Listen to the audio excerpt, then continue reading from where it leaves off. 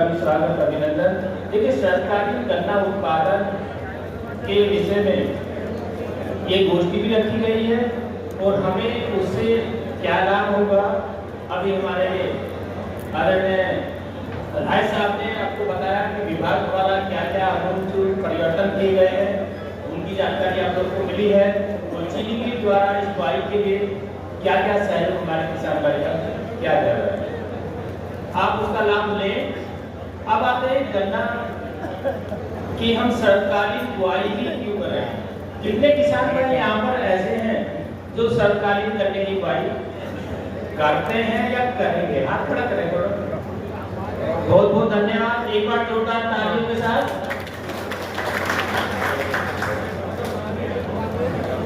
बहुत अच्छा है। हमारे इकाई प्रमुख साहब भी आर्डर प्लानिंग करेंगे। देखिए, आर्डर प्लानिंग करने का लाभ क्या है? एक तो सबसे बड़ा लाभ हमारे सर ने बताया कि हम बसंत काल की अपेक्षा लगभग 20 से 25% उपज ज्यादा लेते हैं। अगर आपने एक लक्ष्य बना लिया, जैसे सरकार निर्देश ने कहा, हमारे किसान भाइयों को एक लक्ष्य आधारित खेती करने की आवश्यकता है। अगर आप बुआई से पहले लक्ष्य निर्धारण कर लेते हैं तो निश्चित है लक्ष्य की प्राप्ति आपको होगी। अगर आपका कोई लक्ष्य नहीं है, परंपरागत तरीके से बुआई करें, गन्ना बुआई का समय आ गया और बुआई आपने कर दिया, जो बातें यहाँ पर आप लोग के बीच में चर्चा में आएंगी उन पर ध्यान नहीं दिया तो फिर उत्पादन नहीं मिलेगा। इसलिए सबसे पहले सर ने तो हमको मार्गदर्शन बताया कि लक्ष्य आधारित खेती करने की आवश्यकता है। आप लक्ष्य बना ले 1000 कुंटल मेरे को 1 एकड़ में लेना है, निश्चित है 1000 कुंटल आप ले सकते हैं इससे खेती करने से। और ये प्रदेश में काफी किसानों ने 2500 कुंटल हेक्टेयर से ज्यादा उत्पादन किया। और आपके जनपद का अगर औसत उत्पादन देखें 827-28 कुंटल प्रति हेक्टेयर का।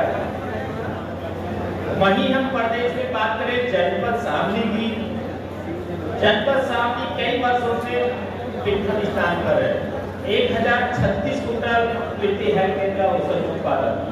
दूसरे नंबर पर हमारा मुजफ्फरनगर है, तीसरे पर मेरठ है। ऐसा नहीं है कि वहाँ की मिट्टी या यहाँ की मिट्टी में अंतर। देखिए, मुजफ्फरनगर की मिट्टी देखिए, शामली की करीब 60-70 साल से ज्यादा करने के बाद गन्ना लिया जाता है। आपके यहाँ कोई स्थिति नहीं है, गन्ने की फसल में मिट्टी का दोहन भी नहीं किया है, तो आप वहाँ से ज्यादा भी उत्पादन ले सकते हैं और उनके बराबर भी औसत उत्पादन पर जा सकते हैं। परंतु कुछ चीजें ऐसी हैं जिन्हें हम जानकारी के अभाव में या कुछ अन्य कारणों से उन्हें समय से लागू नहीं करते। दूसरा बिंदु आता था, एक तो लक्ष्य आधारित खेती हुआ कि समय का प्रबंधन। अगर हम समय का प्रबंधन कर लें किसी भी क्षेत्र में, चाहे खेती हो, चाहे हमारी बिजनेस है, चाहे बच्चा भी पढ़ता है, समय का प्रबंधन हर क्षेत्र में सफलता के लिए बहुत महत्वपूर्ण है। इसलिए हमें समय से बुआई करने की आवश्यकता है, समय से सिंचाई करते हैं, समय से गोबर डालते हैं, समय से मिट्टी चढ़ाते हैं, समय से हम बढ़ाई करते हैं। जो हमारे डॉक्टर साहब आपको बताएंगे पादप सुरक्षा, समय से हम कीट रोग का प्रबंधन कर लें तो निश्चित है जो हमारा लक्ष्य होगा उससे आगे भी हम पहुंच सकते। दूसरा क्या है, एक तो लक्ष्य आधारित खेती, दूसरा समय का प्रबंधन। ये हर एक क्षेत्र में हमको करने की आवश्यकता है। ऐसे बहुत सारे लोग होंगे जिन्हें चीनी मिल प्रबंधन ने सूचना दिया कि वहाँ पर गोष्ठी है, आ जाइएगा, परंतु बहुत सारे लोग नहीं आए। और आप लोगों ने समय का प्रबंधन कर लिया, उसी अपने 24 घंटे के समय में से आपने समय निकाल कर यहाँ पर ऊपर। देखिए, नेचर में सभी को बराबर समय दिया है। कोई ऐसा व्यक्ति नहीं है किसी को 24 घंटे से ज्यादा मिला, चाहे अंबानी जी हो, चाहे सैनी हो, सभी को 24 घंटे दिया। और जिसने समय का प्रबंधन कर लिया वो आगे निकल जाएगा। इसलिए समय का बहुत बड़ा महत्व है।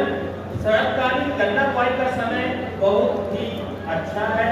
यही समय गन्ना बुआई का होता है। 15 सितंबर से 15 अक्टूबर आप